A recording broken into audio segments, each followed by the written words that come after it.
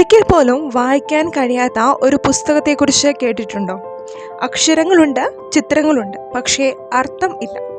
ഇതാണ് ലോകത്തെ ഇന്ന് വരെ കുഴക്കിക്കൊണ്ടിരിക്കുന്ന ഒരു വലിയ രഹസ്യം.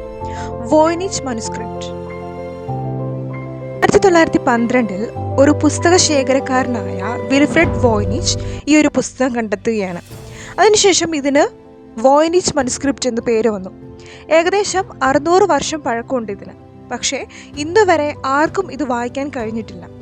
ഈ പുസ്തകത്തിനുള്ളിൽ നമ്മൾ ഒരിക്കലും കണ്ടിട്ടില്ലാത്ത സസ്യങ്ങൾ, വിചിത്രമായ മനുഷ്യചിത്രങ്ങൾ, അർത്ഥമില്ലാത്ത ചിഹ്നങ്ങളും അക്ഷരങ്ങളും ഉണ്ട്. എന്നാൽ ഇതെല്ലാം കാണുമ്പോൾ ഒരു ചോദ്യം ഉയരും: ഇത് സയൻസ് ആണോ അല്ലെങ്കിൽ മാജിക് ആണോ? ലോകത്തിലെ ഏറ്റവും വലിയ കോഡ് ബ്രേക്കേഴ്സ് ഈ പുസ്തകം ഡീകോഡ് ചെയ്യാൻ ശ്രമിച്ചു. യുദ്ധകാലത്ത് പോലും എക്സ്പേർട്ടുകൾ ഇതിനുവേണ്ടി ശ്രമിച്ചു. പുതിയ ടെക്നോളജി, കമ്പ്യൂട്ടർ വരെ ഉപയോഗിച്ച് നോക്കി. പക്ഷേ ഇന്ന് വരെ ആർക്കും ഇതിൻ്റെ അർത്ഥം മനസ്സിലായിട്ടില്ല. ഇതിനെക്കുറിച്ച് പല തിയറികളും ഉണ്ട്.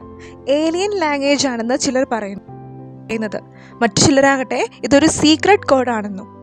എന്നാൽ മറ്റു കുറച്ച് ആളുകൾ ഫേക്ക് ബുക്കാണെന്നാണ് കരുതുന്നത്. പക്ഷേ ഒരു ചോദ്യം മാത്രം ഇന്നും ബാക്കിയാണ്: ആരാണ് ഇത് എഴുതിയത്? എന്തിനാണ് ഇത് എഴുതിയത്?